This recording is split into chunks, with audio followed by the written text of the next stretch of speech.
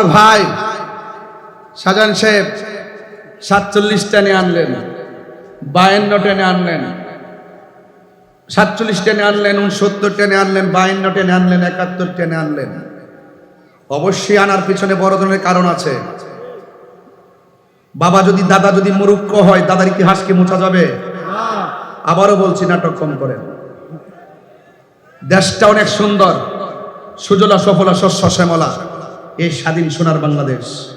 আজকে যখন সমুদ্র সৈকতে গিয়েছিলাম, রাহি ভাই বলছিলেন মাহফিল করতে এসেছি, যদি সৈকতের পানি যদি পাকে স্পর্শ না করে তবে কি মন শান্তি পায়?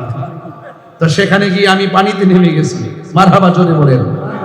দেশটা অনেক সুন্দর। আমি বলেছিলাম যদি কে কবি হতে চায় সে যেন সমুদ্র সৈকত কক্সবাজার বিচের মধ্যে আসে। কথা বলেন ঠিক কি না? কেউ যদি টেনশন করে, কোনো ধরনের দুশ্চিন্তা থাকে, সে যেন নদীর পার যায়, তার হৃদয় দিল নরম হয়ে যাবে। কথা বলেন ঠিক কি না? আমার যুবক ভাইরা, অনুরোধ করে বলবো, আমাকে বিষয় দিয়েছেন শানের রিসালাত। আমার এই কথাগুলো রিসালাতের বাইরের কথা নয়। আমার রাসূল অধিকার হারা মানুষের অধিকার ফিরিয়ে দিয়েছেন। কথা বলেন ঠিক কি না? বস্ত্র হারা মানুষের গায়ে বস্ত্র পরিয়ে দিয়েছেন। আমার নবীজি ইতিমের হক প্রতিষ্ঠা করার জন্য তিনি সম্মুখপানে এগিয়েছেন। যখনই এক শ্রেণীর অপশক্তি যখন ইসলামের নাম নিশানা মুছে ফেলার জন্য যখন তারা উপনে গোপনে ষড়যন্ত্র করেছিল, আল্লাহ বলেছেন ওয়ামাকারু আল্লাহ ওয়াল্লাহু খায়রুল মাকিরিন। ওরা যতই ষড়যন্ত্র করুক না কেন বন্ধু, খানকায় বসে থাকবেন না, হেরা গুহায় ধ্যান করবেন না, আর যান যারা ইসলামের নাম নিশানা মুছে ফেলে আপনাকে পৃথিবী থেকে উৎখাত করে দেওয়ার নীল নকশা এঁকেছে, আপনি হাতের মধ্যে তলোয়ার নিয়ে তাদের বিরুদ্ধে যুদ্ধের ময়দানে নেমে যান। বাঁশখালীবাসী কি জিহাদের জন্য প্রস্তুত আছে? আরো বড় করে জিহাদের জন্য প্রস্তুত আছে? তাহলে শানের রিসালাত আমরা নবীকে মানলে মানার মতো মানতে হবে। ওয়ারাফানা, রাসূল ডাক দিয়ে ধরো, তোমার হাতে তলোয়ার ধরো। সাহাবী তলোয়ার ধরলেন, জিজ্ঞেস করেছে তোমার হাতে ধরো, তার হাতে ধরলেন, বলছে ঠিক আছে তুমি আগে যাও, তোমার পরে তলোয়ারটা তুমি গ্রহণ করবে, তুমি চলে গেলে এই তলোয়ারটা তুমি গ্রহণ করবে। ঘরের ভিতরে রাসূল যখন 3টি নাম অঙ্কন করলেন, 1 2 3 যেইভাবে সিরিয়ালটা দিয়েছেন, ইতিহাস প্রমাণ করে যেইভাবে সিরিয়ালটা দিয়েছেন ঠিক এভাবেই সাহাবারা শহীদ হয়েছে। রাসূল গায়েবের খবর বলে না, রাসূল গায়েবের খবর দেন না, এতে কোনো সন্দেহ আছে? সাহাবীরা নবীর হুকুম যেভাবে মানতেন, আমরা সেই নবী পাকের তরিকা মতো চলতে চাই কি চাই না? আরো বড় করে চাই কি চাই না? আমার ভাইরা, আল্লাহর হাবিব যখন বললেন তুমি যাও, সাহাবায়ে কেরাম কি পলায়ন করলেন নাকি ময়দানে ছিলেন? ময়দানে ছিলেন। এই জন্য আমি প্রায় মাহফিলে বলি, সুন্নাত নয় শুধু দাওয়াতের মেহমান। সুবহানাল্লাহ কইতেন না? সুন্নাত নয় শুধু খাওয়া শেষে মধুপান, আরো কিছু সুন্নাহ আছে তুমি জানো কি? জানলে ও জীবনে কখনো তা মানো কি? জানলে ও জীবনে কখনো তা মানো কি? সুন্নাত নয় শুধু মজলুম সহায়, সুন্নাত উহুদের জালিমের প্রতিরোধ। ঠিক কি না? সুন্নাত নয় শুধু নির্জন ধ্যানে যাওয়া, আর সুন্নাত হলো পাথরের আঘাত খাওয়া। মহব্বতে তার সুদিনের সাথী তুমি, মহব্বতে তার সুদিনের সাথী তুমি। শহীদ ফারুকের কথা মনে আছে কি?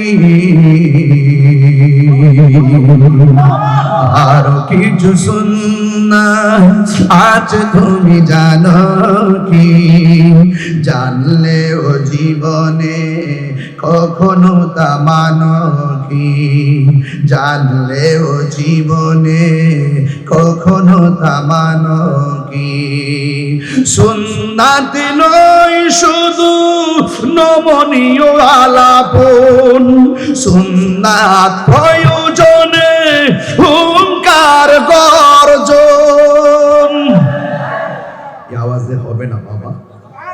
আশেকের গর্জনে তো আসতে হলো হবে না, সুন্নিদের গর্জন তো হুসাইনি গর্জন। কথা বলেন ঠিক কিনা বলেন? আমি হাত তোলার পরও আপনারা যে আওয়াজটুকুন করলেন, এই প্রেমিক দিয়ে যুদ্ধ করা যাবে না। কথা বলেন ঠিক না বেঠিক? আমি আবারও বলছি, আমার সাথে সাথে বলার চেষ্টা করবেন ইনশাআল্লাহ। সুন্নাত নয় শুধু নমনীয় আলাপন, সুন্নাত প্রয়োজনে হুঙ্কার গর্জন। সুন্নাত শুধু নয় বেশ চড়াতে যাওয়া, আর সুন্নাত হলো রাষ্ট্রনায়ক হওয়া।